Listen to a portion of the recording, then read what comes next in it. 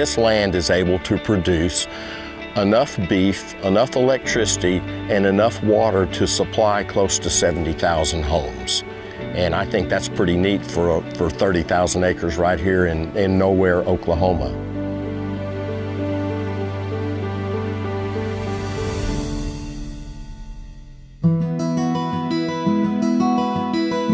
I'm Chuck Coffey. Myself, my wife Ruth, and our 3 children all manage Double C Cattle Company, located in the Arbuckle Mountains in southern Oklahoma. We run about 30,000 acres and run about 1,000 commercial spring calving cows.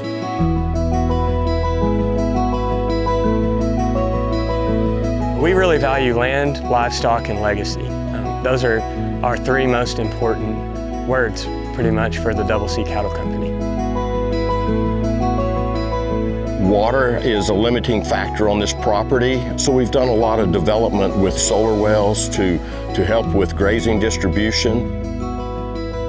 It's really changed the way we've been able to manage our cattle and graze cattle more efficiently on different sides of the pasture that we've not ever been able to get cattle over there because we don't have available water.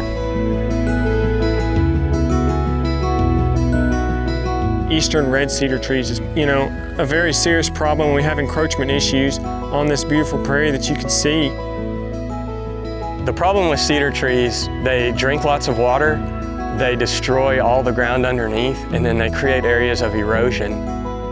Sometimes it'll be an eastern red cedar forest, and you get absolutely nothing out of it as far as grazing, or the wildlife can't use it, people can't use it. We consider red cedar a scourge in this part of the country. To control eastern red cedar, we do it primarily through fire. These grasses actually evolved under fire and grazing, so it's something that's healthy and needed for an ecosystem like this.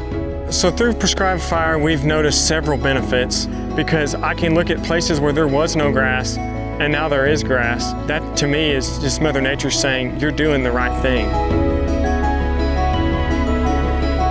For me, stewardship is going to be taking care of this land in a way that my ancestors can be proud of, my kids are going to be proud of, and our community, that we live with and interact with every day can be proud of. It doesn't really hit home to you what's going to happen next until you have a kid, and then you learn, you're not going to live forever. And this little guy right here is coming up next. Since I have a son now, I think of more of the legacy. I believe that if we can be good stewards and care for it while we're here, it'll be in good shape for the next generations. We don't look at it that we own the land. We look at it as if we're blessed to have the privilege to manage the land during the short time that we're here, because it'll be here long after we are.